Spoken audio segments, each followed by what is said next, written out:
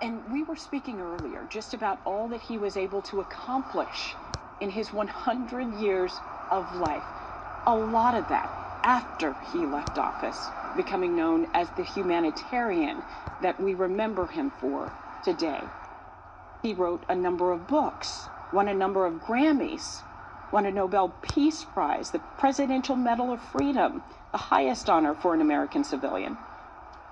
The things that former President Jimmy Carter was able to accomplish during his lifetime, well, that just makes many of us, I think, feel very inadequate about what we've done during ours. You know, it struck me, there were some words that the former president said, because he was really a person who was ahead of his time before he even came to office. We've heard UN Ambassador Andrew Young saying he felt inadequate many times next to former President Jimmy Carter because he was so well read and so well versed. He was very misunderstood because when he went to Washington, he didn't play the political game. He wanted to do the best he could at the time for the American people. And one thing I ran across is something that Jimmy Carter said that I think speaks volumes today as we remember him as our president, as a former governor, as a former state senator, as a humanitarian who really spent his life caring for others. He said, "My faith demands that I do whatever I can, wherever I am, wherever I can, for as long as I can, with whatever I have to try and make a difference." And I think those words resonate so strongly today as we look back on the life and legacy of our 39th president. Here's a live look once again at the Georgia State Capitol, where a number of dignitaries came out to pay their respects to Mr. Carter, as the family was able to really have brief conversations with Governor Brian Kemp, the Lieutenant Governor, the Speaker, Atlanta Mayor Andre Dickens as well, for all of them to tell the family of former President Jimmy Carter how they felt about the man who represented our state and our country. We want to take you back out to the Carter Center, where former President Jimmy Carter will lie in repose. That motorcade is on its way to the Carter Center right now. Sean and Blair, that's a brief distance between the Georgia State Capitol and the Carter Center, and we know roadways have been blocked off, and watching so many just get out of their vehicles or walk to the side of the road to pay their respects is really heartwarming, and it says so much about what he meant to our state and to our country. Well, Tracy, we know how close it is because we can now hear the blades of the chopper as that motorcade starts to make its way to Carter Presidential Center. This is really going to top off what will soon be an actual service that is for the family and an invited guest of dignitaries. But when we got here earlier today, there were maybe a couple dozen people that we could visibly see here. Now the lawn behind us, the Secret Service, it was packed with a ton of people. The Secret Service has now moved all of those individuals off of the lawn. It's going to be much tighter, more security here now as we prepare for the arrival of former President Jimmy Carter. And Sean, that speaks to what's supposed to happen out here. Twofold. There will be a service here for President Carter, but it also is a moment for people, everyday people, to be out here to say their own goodbyes, to be out here and to take in this moment and to be able to pay their respects to a man who did so much for this country and so much for people across the globe. And there's we've been told of some of the things that we're expecting to happen as Carter, as his remains and the motorcade arrive here at the Carter Presidential Center. During that service, we do know that Chip Carter, who was the son of the late president, and Jason Carter, the late president's grandson and chair of the Carter Center Board of Trustees, they are all expected to give remarks here for the service at the Presidential Center. This will also have some pageantry involved, as you would expect from a former president, and the significance that he played in so many different aspects. You know, being a significant part of the U.S. Navy, that will be on display when this plays out. The U.S. Army will be playing a role. All branches of the military will be involved in this, as you'd expect, as the Commander-in-Chief, a former Commander-in-Chief, not just a member of the U.S. Navy. And we mentioned about how during his life and his legacy, his upbringing, how it was pivotal in his role as a Southerner to be embracing of minority individuals. And there is going to be, at the ceremony today, Morehouse's Glee Club will be performing and singing today as part of the ceremony that will be held here. And there'll be also a list of dignitaries that we've learned. There will be a military ceremonial troops that will march in position. A motorcade, when it arrives and positions in the circle of flags, the Carter family will gather. We're told that the rear hearse door will open and a military body bearer team will remove the former president's casket.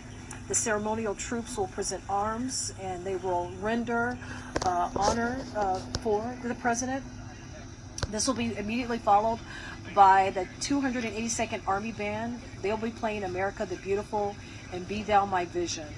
We know the governor and the mayor will be here, but we're going to be hearing from Chip Carter, who is the son of Jimmy Carter, also Jason Carter, the grandson of Jimmy Carter. But while Chip Carter's speaking, please take note of, there'll be a wreath here, and the wreath inside, we're told, will be made up of 39 white roses reflecting President Carter's role as the 39th president of the United States. It was very important to President Carter that his first service, because he was very involved in the plans of his memorial, and he wanted this first service to take place at the Carter Presidential Center and to be reserved for the staff who will continue to fulfill his legacy long into the future. President Carter, he believed that the Carter Center's programs fell under the umbrella of human rights, and that's where we're going to switch gears and turn to Atlanta News First Patrick Quinn. He's outside of the Presidential Library. Patrick, you have done a phenomenal job with your coverage when the news was announced that the longest living president, the 39th president of the United States, and Georgia's native son, passed away. He was 100 years old, but the 100 years old, the legacy of his life, Patrick, it will extend way beyond the 100 years that he lived. Oh, it will be immense.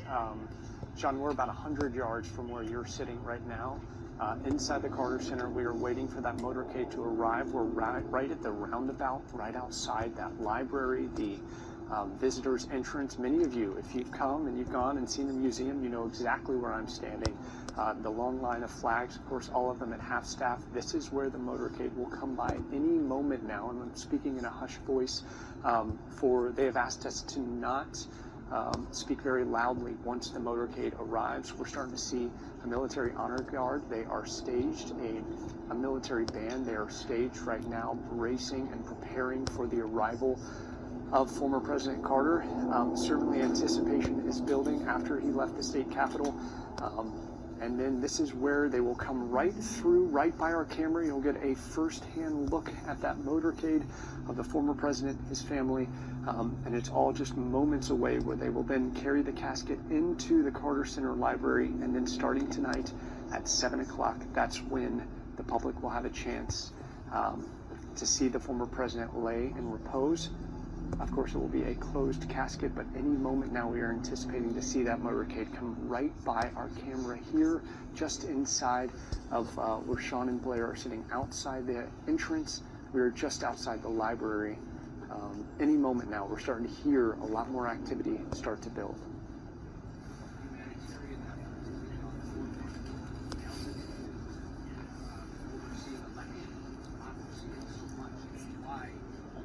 All right, Patrick, it's a little hard to hear you. I know you're trying to be respectful inside there, as this is a service, and you know the employees here. This is a moment for them as well. They will have their own private meeting, we're told, where they can pay their respects to the former president as well. After the service gets underway, we expect it only to last about 30 minutes. where we will hear from some members of the family. It will be taking place inside where Patrick is. But after the ceremony, as I was saying, staff will pay their respects to President Carter. During the service, just some of the things that we've learned that is expected to happen, because the plans for the service was laid out by the president himself before his passing. He was very involved in the final moments of how his life and legacy would be remembered. And during the service, we know that Chip Carter, the son of the late president, and Jason Carter, the late president's grandson, and the chair of the Carter Center Board of Trustees, they will provide remarks celebrating Carter's life. There will be musical selections. The Carter Center Chief Executive Officer and the Director of the Jimmy Carter Presidential Library and Museum, along with Governor Kemp and Atlanta Mayor Andre Dickens, they are expected to lay wreaths for the former president.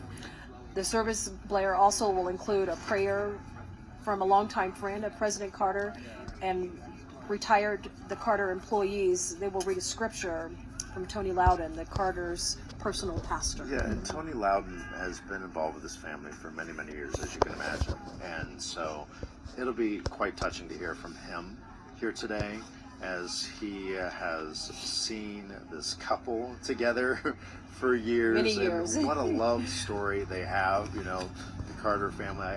We've heard so much about their relationship over the last week and how special it is, especially when she passed away. And that was such a big part of this, is their love story. And so, you know, certainly we'll be hearing about that today as well, I imagine. And some of the other sequence of events that are expected to happen with both the arrival and the service includes military ceremonial troops as they march into position. The motorcade, when it arrives and it is getting close to getting in position, we can now see the very front flank of the motorcade arriving into the circle of flags.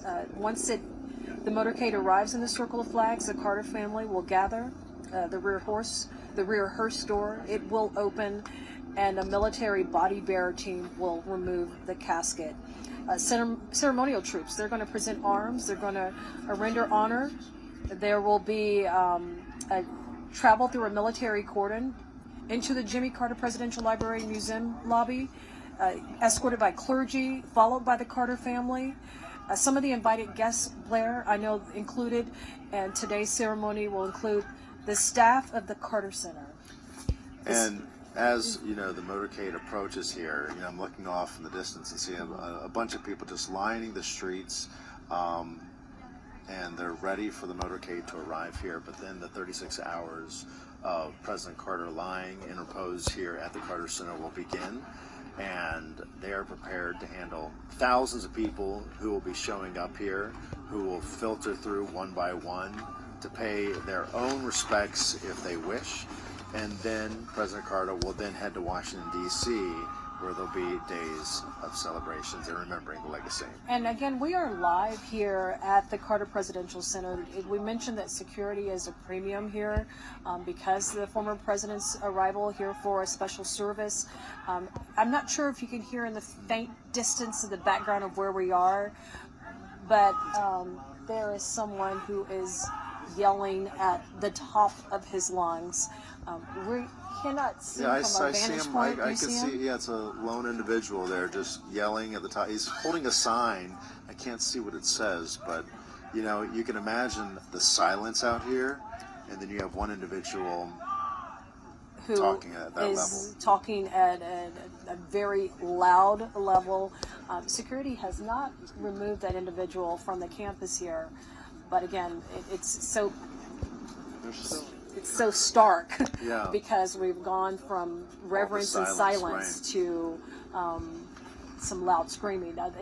They may have removed him because I no longer hear it anymore. But if you take a look at the procession as it approaches the Carter Presidential Center, we know some of the invited guests are the staff of the Carter Center, the staff of the Jimmy Carter Presidential Library and Museum, Governor Brian Kemp and his wife and their daughters. Governor Kemp will participate in tonight's ceremony. Mayor Andre Dickens and his daughter will be here as well. Meredith Evans, who is the director of the Jimmy Carter Presidential Library and Museum, she's part of the invited guest list, along with Paige Alexander, the CEO of the Carter Center, and Bernestine Hollis, a Senator Carter employee. And it was really important to the former president that this first service here at the Carter Presidential Center be here. Very important. And he specifically asked that this service at the Carter Presidential Center be reserved for staff who will continue to fulfill his legacy long into the future. President Carter believed that all of the Carter Center programs fell under the umbrella of human rights. And we heard from members of the Carter Center staff this week, and they were talking about how important of a moment this was because of that legacy you talk about, what he has done since being president, but also the legacy that will live on far after his death. You know, the impact that this center is having, not just here in Atlanta, Georgia, but all across the world, a number of countries helping with their elections, making sure their elections are fair, making sure there is democracy, exactly what President Carter wanted and the mission of the Carter Center when it was first developed. And after the service today, and you mentioned, Blair, that this will be a little bit longer than what we saw for that moment of silence and reflection at the state capitol, but this one won't exceed, at least it's not expected to exceed, more than 45 minutes. After the service, the guests and the program participants, they will pay their respects to President Carter, but once the lobby is cleared and prepared, there will be a roughly 36-hour repose that will begin. A member of the public, for those individuals who are able to walk or bike to this property at the Carter Presidential Center, because you cannot drive here. MARTA is the only way you can get around. But there is a special MARTA shuttle from King Memorial Station. They're expecting up to 2,000 guests per hour during that 36 hours. And we see so many people walking, biking up to this area. Many of them wanted to be here for this arrival, which will be coming right by where we are seated here this afternoon. Many of them just wanting to take in the moment.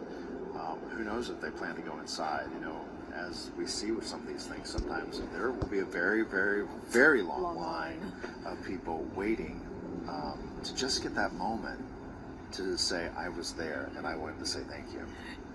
From our vantage point, we really, you look at this and go, well, there's not a lot of people. It seems really quiet. I will tell you that once Secret Service came and started to disperse the crowd, this lawn was completely packed with people. Secret Service doing their job, making sure that this is a safe and secure event. There are dignitaries that will be here, along with the Carter family. But public viewing is expected to begin at 6 p.m. after the ceremony is over. I believe that we're hearing the military arms. I'm going to stop talking so we can listen.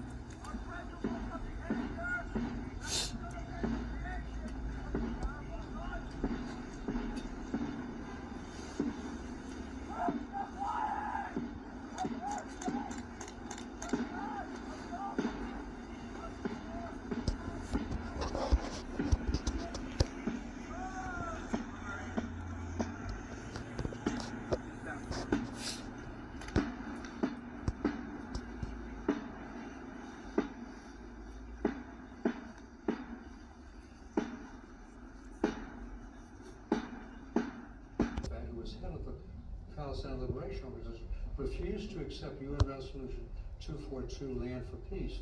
So the autonomy that Kai mentioned, the full autonomy, Begin agreed to, but there were no Palestinians to fill it out.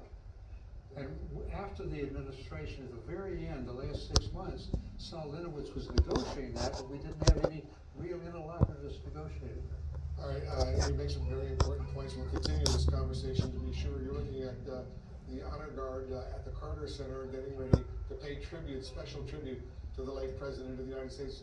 Victor, you're there on the scene for us. Give us a little sense of how this is all about to unfold. All right, Wolf, you can see here on the right of the screen, that is the circle of flags here in front of the Carter Center.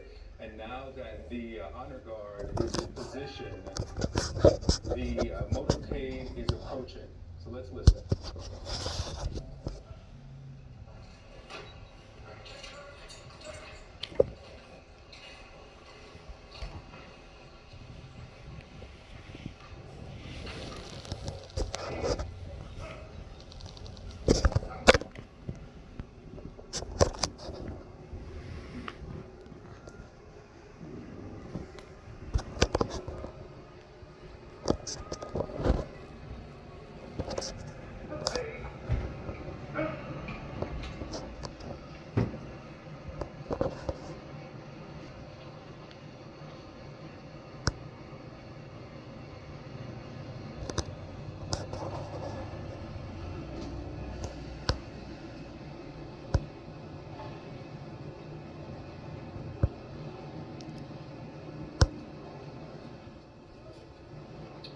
And we're awaiting the arrival of the Carter motorcade here. And once they arrive, the ceremony of receiving the body where the late president will lie in repose, that will begin, Jeff.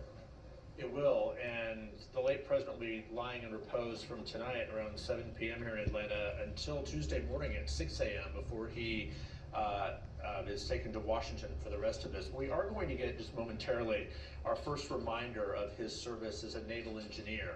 We're going to hear Eternal Father Strong to Save, of course, the Navy hymn. And that is a reminder, yes, he was a commander-in-chief for 4 years, but also as a young man served as a submarine engineer. And he was a Naval Academy graduate in Annapolis. So he also went from planes to Annapolis, another early sign of his promise as a leader long before he would become president. And that hymn will be performed by the Morehouse College Glee Club, historically black all-male college here in Atlanta, also paying tribute and noting his dedication, his commitment to historically black colleges and universities and the civil rights priority of his term as governor and his term as president. Again, we are awaiting the motorcade to arrive here, and once that happens, there will be the honor here of Chip Carter, Jason Carter, his grandson as well, will speak at a ceremony that will begin, and all of the hymns performed today will be performed by the Morehouse College Glee Club. And that is by design as well. Again, the Carters planned this funeral, but civil rights, that was a touchstone of his time as governor, of course, as we've talked about, and indeed the presidency as well. So choosing Morehouse College as a Glee Club to sing here today, certainly important. But when you look through the administration of his time here as governor, as well as the presidency, he diversified the West Wing, the entire cabinet, and the federal courts. This is something that he has a long legacy. He didn't choose a Supreme Court candidate, but he diversified the federal courts more than any president up until him. Diversified not only the federal courts and his cabinet and his administration, but also his administration here as governor, appointing more women, more blacks, more Latinos than any other governor before him. I can show you, or I can see rather, we don't have a shot here to show you here, that there are scores of people who are waiting alongside the road here, hoping that the motorcade will pass by them to get to this honor guard at the Circle of Flags. I'm not able to determine whether that will be the path based on where they're standing, but they've come here anyway, again, to say thank you and to say goodbye to the former governor and 39th president. We will bring this to you when it happens, but for now, we'll take a quick break. Our special live coverage of the procession, the state funeral next week of the late President Jimmy Carter.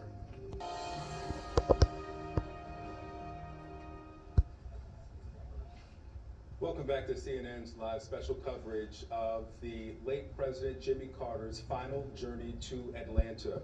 You're seeing the motorcade, specifically the hearse, arriving here at the Carter Center in Atlanta, which is a living museum and library that focuses on his work not only during his term as president, but before and since his time in office. I have with me CNN's Jeff Zeleny. We are awaiting the arrival of the hearse at the circle of flags in front of the Carter Center. There is an honor guard awaiting there. Here's that live picture. We will stop and listen once the hearse arrives, but there is ceremony that was actually designed by the Carters starting almost 40 years ago, Jeff, of what will happen, and every choice is intentional. It is intentional. This is a family private ceremony, but in addition to the family, also employees of the Carter Center, because that is an extension of obviously Jimmy and Rosalind Carter. But we're told that one longtime friend of the family is Bernstein Hollis, whose family has known the Carters for a century. She's one of the first employees of the Carter Center. She'll be giving a prayer here, but beyond that, there will not be speeches by dignitaries. Chip Carter, the late president's son, Jason Carter, the late president's grandson, will speak briefly. Otherwise, it will just be musical interludes at this service. But this is the first service, of course. The state funeral service will be at the Washington National Cathedral next Thursday. That President Biden will eulogize his longtime friend, Jimmy Carter. The 282nd Army Band will play America the Beautiful and perform Be Thou My Vision. We'll also hear from the Morehouse College Glee Club, several selections. Eternal Father, Strong to Save, the Navy hymn, the Battle Hymn of the Republic as well. And then after the ceremony here at the Carter Center at 7 p.m., the public will be allowed to come here for several days until Tuesday morning, when the late president then makes his journey to Washington to lie in state at the Capitol, and then the state funeral on Thursday. I mean, all day we've seen this mix of the formal goodbye that we expect for every late president, every former president, but also these moments where we see and hear from the civil servants, the employees who have supported the Carters for more than 40 years since he left the White House, and the places and the people important to him even as a young boy. No question. And this Carter Center is one key chapter of that. Of course, this is where his Nobel Peace Prize is, that he won in 2002 for his, quote, untiring efforts to find peaceful solutions to conflicts. And I think that is something that certainly is one of his biggest legacies. Yes, served 4 years in the White House, but his work went on. It was unfinished work, and really across the globe, his hand has touched. There will, of course, be elected officials in attendance here, as you pointed out, that they will not be speaking. Georgia Governor Brian Kemp, Atlanta Mayor Andre Dickens is here as well. There will be former elected officials here as well. Not far from here is also the King Center, and Bernice King, the daughter of the late Dr. Martin Luther King Jr., has spoken about how influential and supportive the Carters have been in the creation of the King Center and other memorials across the city to pay honor to their father and their mother and their work. And that is something that President Carter really was important to his core, continuing the unfinished work of the Civil Rights Movement. The Civil Rights Act, of course, was passed long before he was in the White House, but that was so critical, and his stamp is all across that, as we're watching here now the hearse and the honor procession on a sunny yet chilly January day here in Atlanta. Yes. Let's take a moment to watch and listen.